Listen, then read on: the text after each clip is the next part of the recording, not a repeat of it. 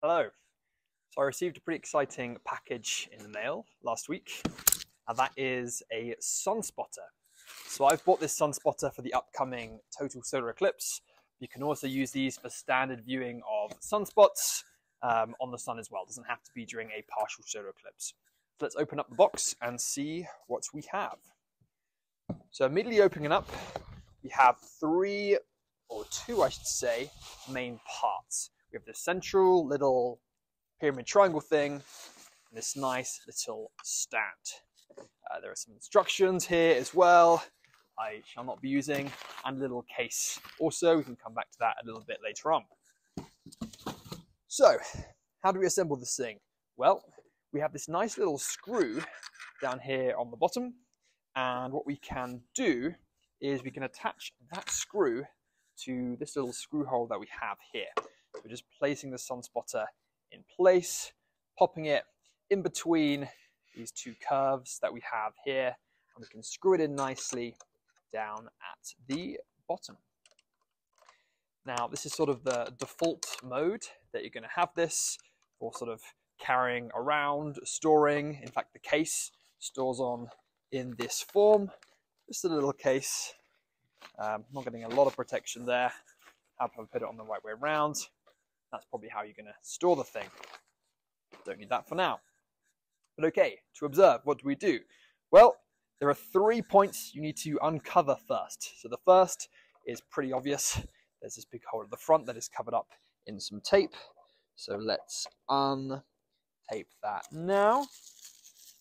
Okay, being careful here, the lens cap is actually taped on the top there, so I don't want to lose that. My lens cap would then attach to the front of that.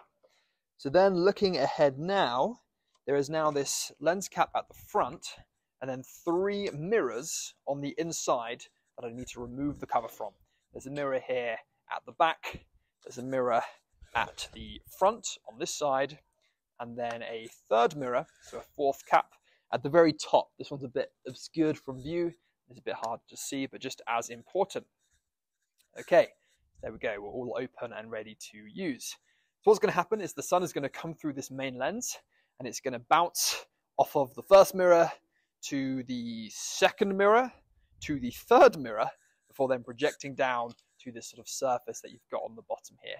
And there are some clips you can clip in, paper, notepad, whatever you want to do to observe the sun, whether that be the eclipse or you're looking for sunspots. I've got a bit of scrap paper, I'm just going to stick that in here like this. Okay, so our caps are off. However, the sun is not here. How do we get the sun? Well, there are 2 sort of axes that we turn on. The first is left and right, and we do that ourselves by physically turning the whole Sunspotter. And you'll see there's a bit of a small sundial here on the top. So you want to turn your Sunspotter until the shadow sort of disappears in that left-right direction. Then to get that sort of up-down direction, you need to unscrew the Sunspotter that we screwed in earlier, and now this thing is sort of free to move on its axis. And again, you can just scroll this thing up and down until you see the shadow disappear, and hopefully you've done it right. You'll start to see a shape of the moon, or sorry, shape of the sun on your image. There we go, you can just about see that now. And then you can fine tune to get some adjustments, and you're left with an image of the sun. Now, this image of the sun today, it's not particularly dramatic. There's no moon partially blocking the sun, no giant sunspots, but I can make out some sunspots on this image. And if you wanted a sanity check, you could go online, look at an image of the sun and verify that what you're seeing is the sun. It isn't just dust on your lens. And already I can see the sun is moving pretty quick. Just as I'm standing here, it's sliding out of the field of view. So it does require adjustments every now and then to keep that image. So what's the main purpose of these? How much are they? Is it worth it? Well, these things are pretty expensive. I got this one for around $500. Prices are inflated near eclipses. They'll be cheaper before, maybe a little bit more cheaper than that, and probably more expensive as you go up to eclipses. And they'll likely sell out in the weeks preceding a total solar eclipse.